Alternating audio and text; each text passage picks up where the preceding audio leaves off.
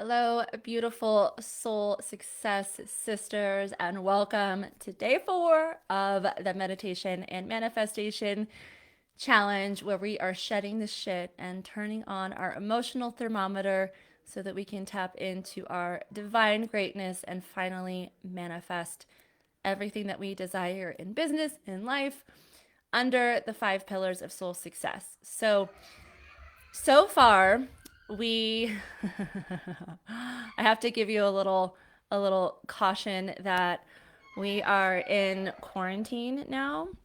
Um Yesterday we got a call from my daughter's enrichment program that one of her counselors tested positive for COVID. And so as a result, we are quarantined the entire family for 14 days. And I have been practicing using my emotional thermometer a lot since that call yesterday. And that is exactly what we are going to discuss today for day 4 of the challenge. So if you're watching, say hello. Let me know where you're watching from. Tag your accountability partner. One word to describe how you're feeling. And we are an hour later today because that's just COVID. With since we got the news about the quarantine,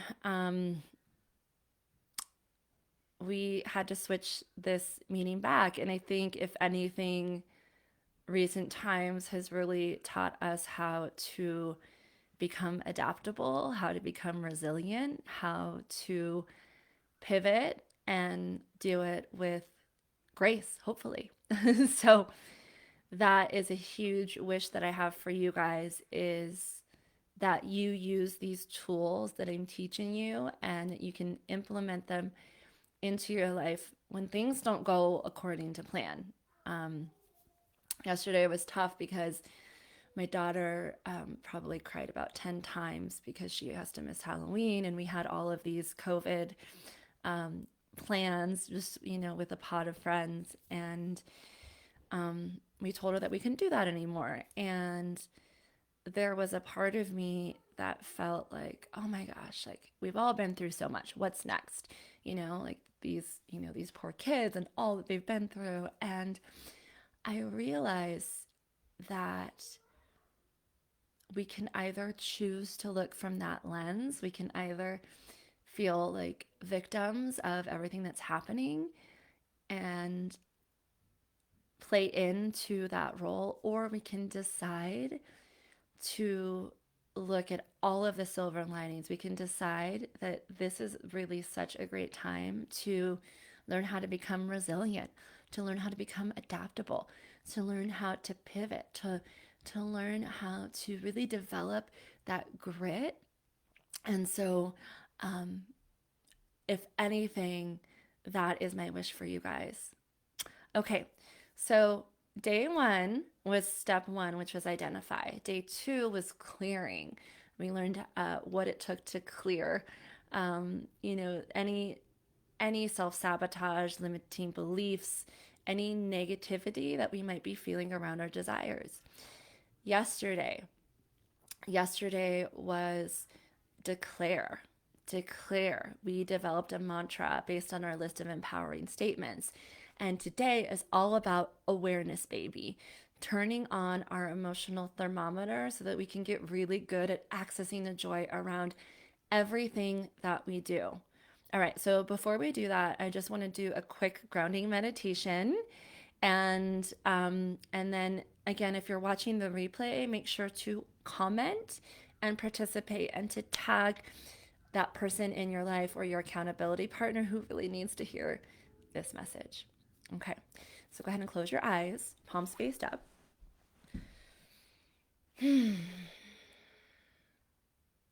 Smile and notice the breath. What comes up for you the minute you close your eyes?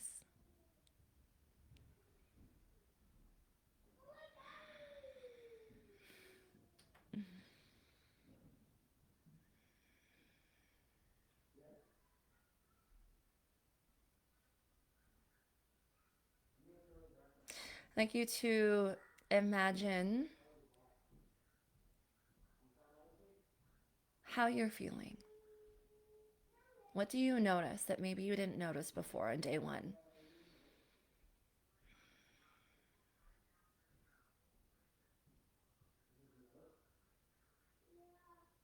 Anchoring the mind to the breath. Inhale to lengthen. Exhale to soften and release. Know that wherever we go, we have our breath with us. It's a gift. It's a tool we will always have, even when we might be in the thick of it.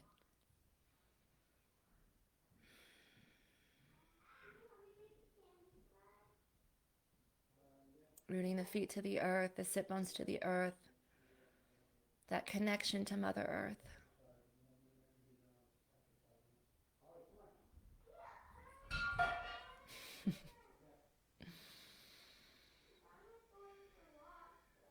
And when you're ready, open the eyes.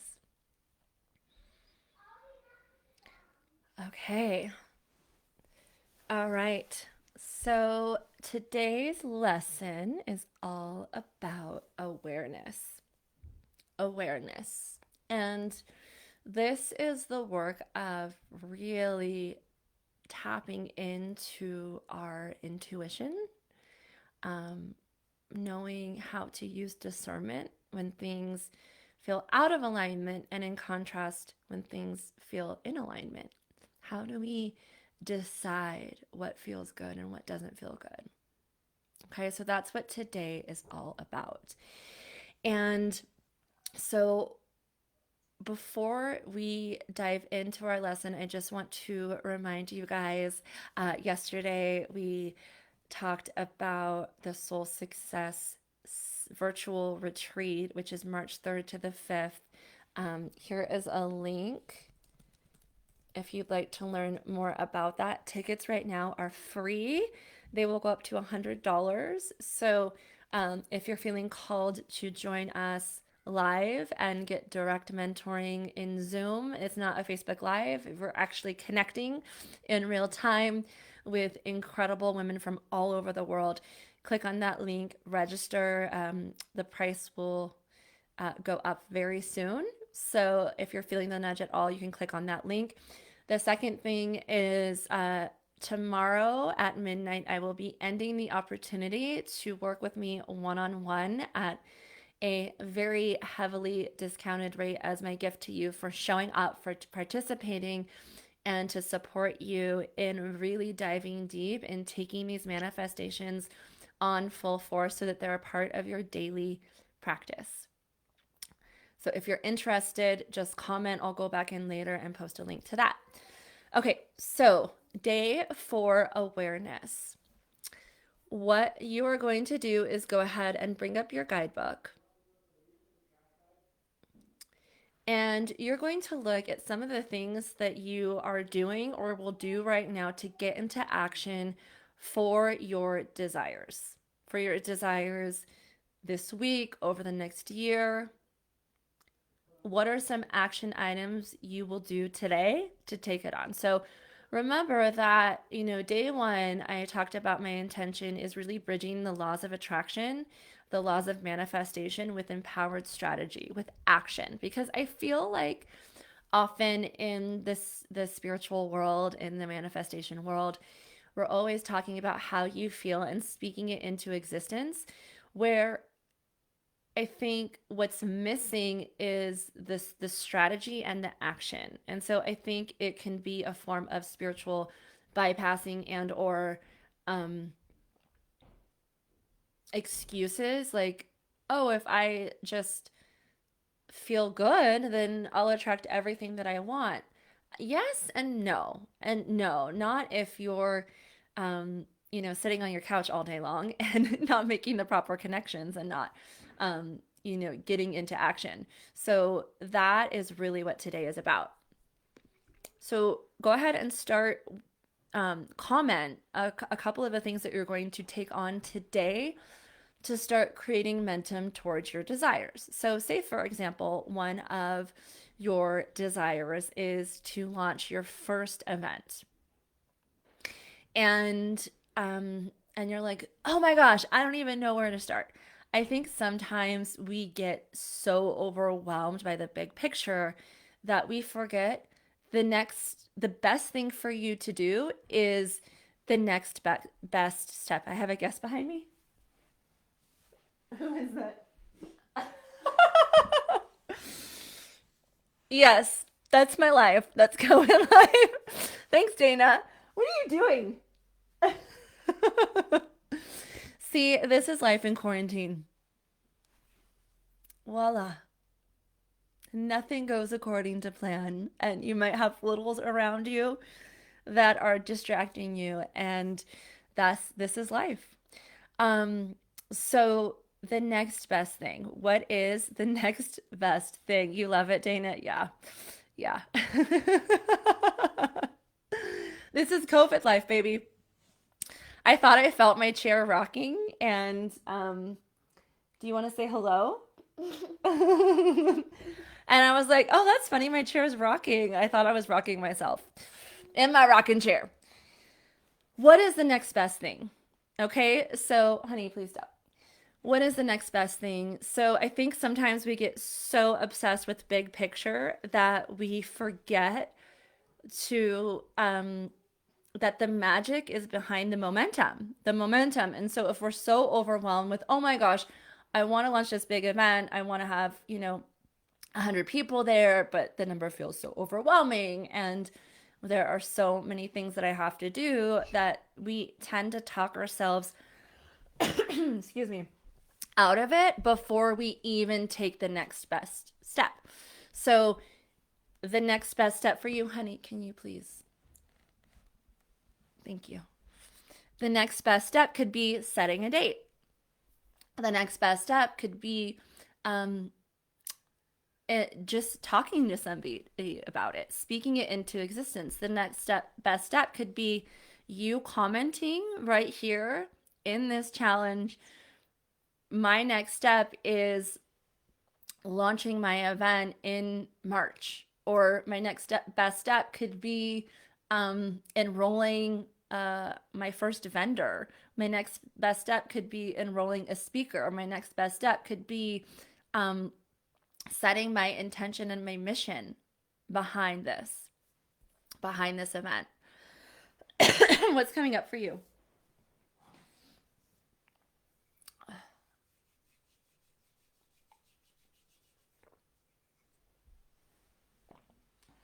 You like my mug? It says, sorry, can't have to walk my unicorn. Mickey, get out of here. I love you. Thank you. Don't drink that. It has caffeine in it.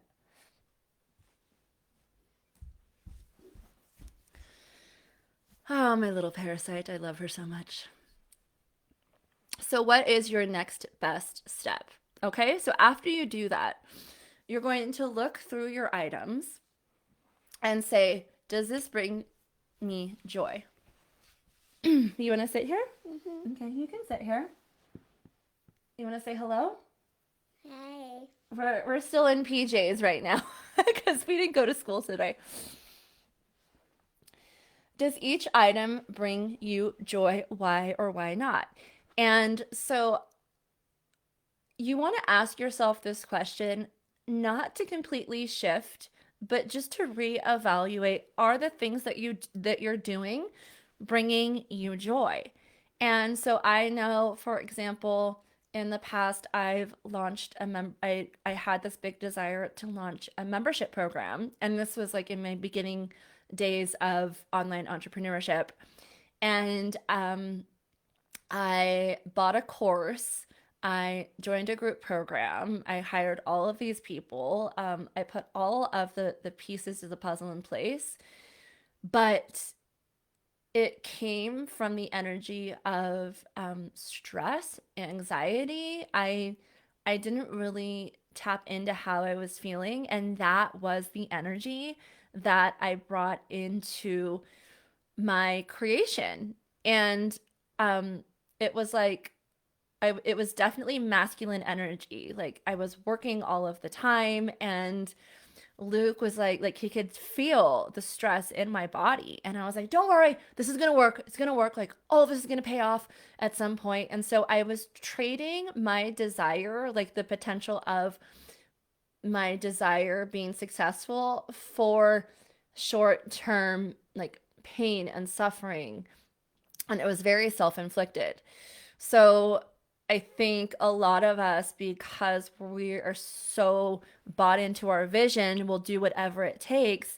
And we end up sacrificing a lot of the things that are important to us because we're so bought into our vision. Go ahead and press one if you've ever felt that way. Like you created something, and um, because you were so bought into the vision, your actions were out of alignment and they didn't bring you joy and they didn't feel good.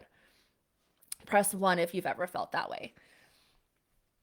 Okay, so based on your list, you're going to ask yourself, does each item bring me joy? Does it bring me joy to enroll people in my event? Does it bring me joy to set a date? How does this feel in my body?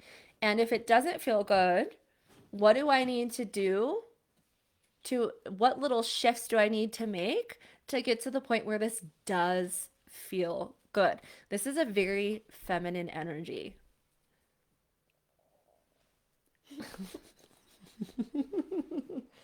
What do you think about that? What do you think about that? Doing things that make you feel good.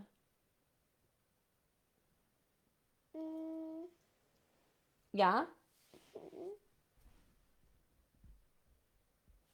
How does it feel to be on camera? Does that make you feel good?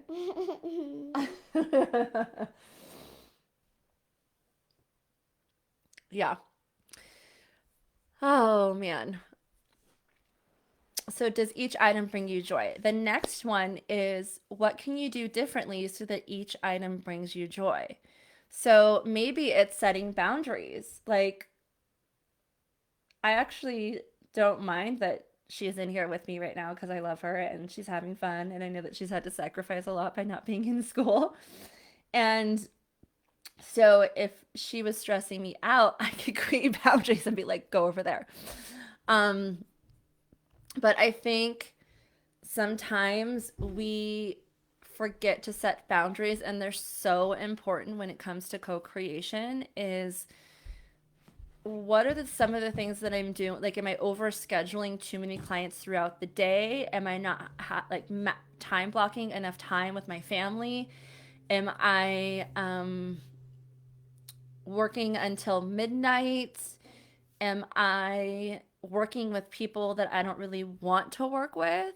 Okay, so these are all questions that I think are really important because when we are out of alignment, it ends up repelling the exact thing that it is that we want to create.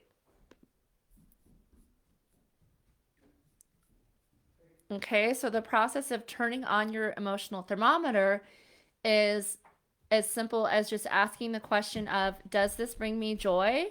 Why or why not? And what do I need to do to change and shift to the point to where it does feel good? Do you want to do a meditation with me? Mm, No? mm-hmm. Yeah? So you can either sit here and do a meditation with me or you can leave. What do you want to do?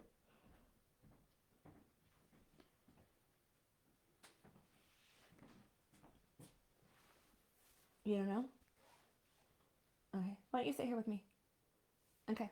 So go ahead and uncross your legs, palms faced up, and close the eyes. Your eyes aren't closed. Mickey, close your eyes.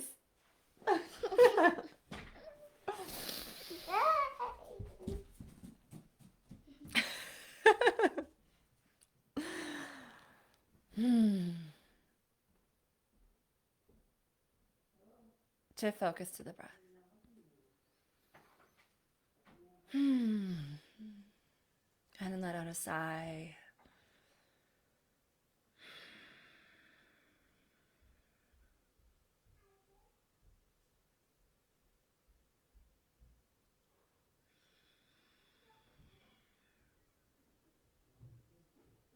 Based on your next step,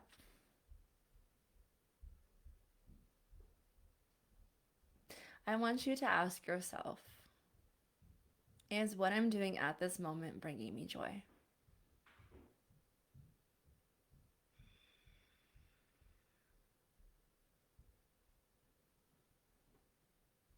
Feeling the constriction in the throat. They say that at the end of the exhale is when you are closest to spirit. It's that moment of release, of letting go of all of the things that we say yes to that drain us, that pulls us off course.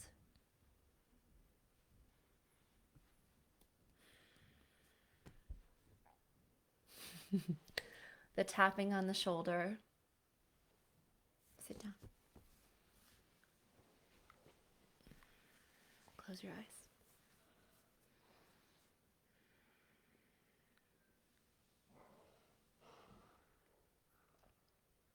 How does it feel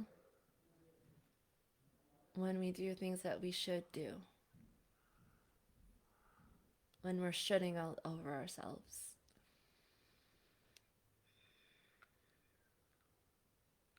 Because it's what's expected of us.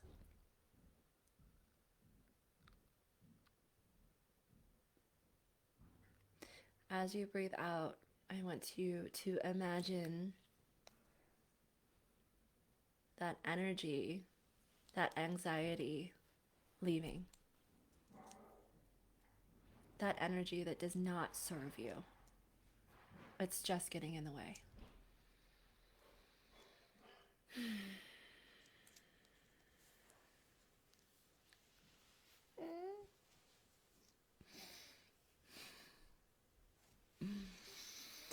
Take a deep breath in. Do this with us. Breathing in. Open the mouth. Exhale.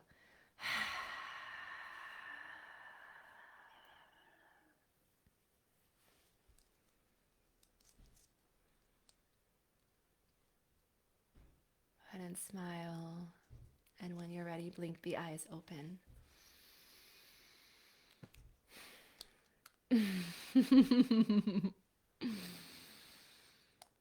Okay, so Dana, you're saying getting bombarded because of all the great motivation from this week. Thank you, Megan. You two are beautiful. Thank you. You're beautiful. So this is just such a great example of what is in your mouth? Are those your Halloween teeth? Where did you get those from? Of setting boundaries and saying no to the things that you feel like you should do versus this doesn't actually feel good. And so I'm going to say no, and I'm going to do the thing that might be outside of the box because it really feels joyful. It feels good. Show your teeth again. Where'd they go? Let's see them. So imagine the shoulds they're like a vampire, and show your teeth. Ah! They're just gonna bite you. Boundaries have always been my weakest. I'm thinking you said weakness. Me too. Me too. And now they get to be your strength. It feels really good to say no to things sometimes once you build the muscle of like, no. And if you're unsure how to just do that, one good thing that I've learned is saying, hey, can I, like when somebody asks you to do a project or to collaborate with you, a good thing you can do is say, can I think about that second and get back to you? That is such a powerful way to say, I'm not sure yet. Let me check in. Let me see what feels aligned, and then I'll get back to you. And it's amazing the respect you receive from saying no. Yeah.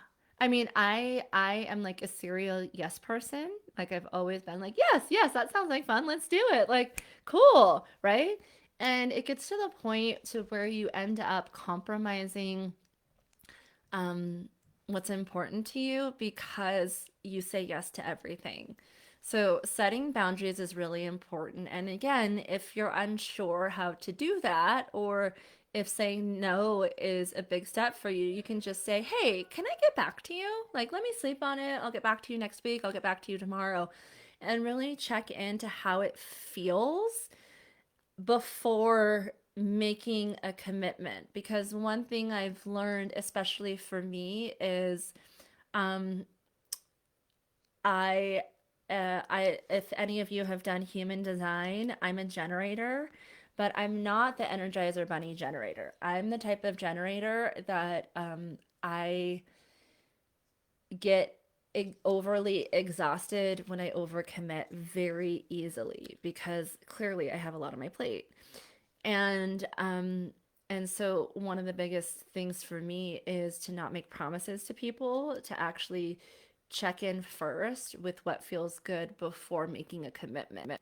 And I think that across the board for most women is a big lesson, is checking in before saying yes and waiting to respond, because generators in human design are they respond to their environment. Like they see a problem and they respond to it, or they get a question and they respond to it. And when we respond all the time, we can overcommit. What's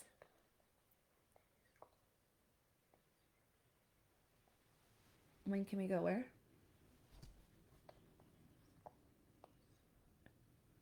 School? No. Oh, school. When can we go to the school? We'll call them when we get off this Okay. class. Okay. But I think if you want to go soon, you can go get dressed. Okay. Okay. You get spread too thin. Yeah, exactly. Um, yeah. Dana, I think this is going to be so good for you because you are such an in-demand woman, and you've been that way Should I go since into my I've Halloween known you. costume? Sure. And I think sometimes we trick ourselves that it feels good to say yes all the time. Um, And then when we're inside of it, we're like, oh my God, why did I say yes to this? Like, I should have known. But because we're so conditioned to just immediately say yes, oh my God, everything is happening. Yes. Everything. Dana, this is my life. This is my everyday life. And since COVID, it's been magnified. So, um, go get dressed and don't come back in until you're dressed. Okay, hold. Can you see this? Sure. And so, yes, evaluating is super important because we as generators, Dana, I would love to know what your energy type is in human design, because I think it's going to explain a lot and give you a lot of clarity on how you can best contain your energy and facilitate it in a way that's beneficial to everybody. So I can connect you with a few people, or I can send you a couple of links so that you can understand how you can best manage and facilitate your energy. But again, most people are generators, which some of my friends are generators and they're like Energizer Bunny generators, where they actually have the capacity to say yes to more things than I particularly would. And one thing is I'm highly empathic, and so I get affected and I feel responsible for any energy that's in the room, and it actually exhausts me. So even just being around people who might either have super high energy, like they're exhausting, or negative energy, I can create better boundaries so that I don't take that on to the point to where I'm exhausted. And so going back to turning on your emotional thermometer is when I can tune in to Being around this person does not bring me joy. It does not fuel me. It exhausts me. I can create better boundaries and say, hey, like, let's take a step back. Let me get back to you. Or even just flat out saying, no, like, this is not going to work. Best of luck. And that's something that I, as a generator, as an empathic Scorpio, lots going on in my world generator, that's something that I am working on daily. And I think a lot of us can really take on as a daily practice. Um, I will connect you. Yes, definitely. You're going to have a lot of fun. And with human design, uh, apparently it takes about 7 years of really understanding and learning how to harness your energy in a way that is going to be so effective for you. So, anybody who is an entrepreneur should understand their body type and their energy field because it will provide you so much clarity on how you can effectively communicate with people and how you can really honor your own energy and respect yourself and show yourself. It's a form of self-care. It's setting boundaries.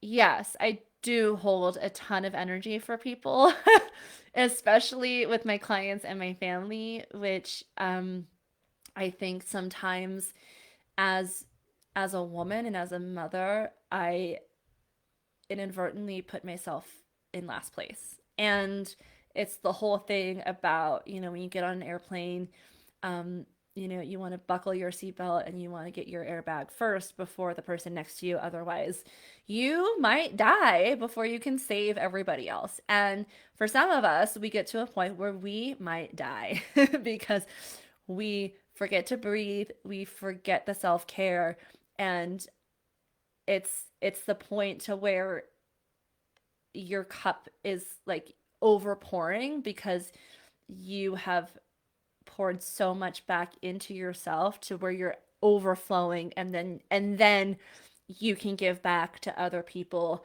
in the way that is going to benefit them the most as well. So self-care is actually, people think it's selfish, but it's one of the most unselfish and acts of love that you can do. I totally took on something that I should have said no to. It was a good lesson. My gut said to not take it on, and I did. Well, you get to learn from that, sister friend.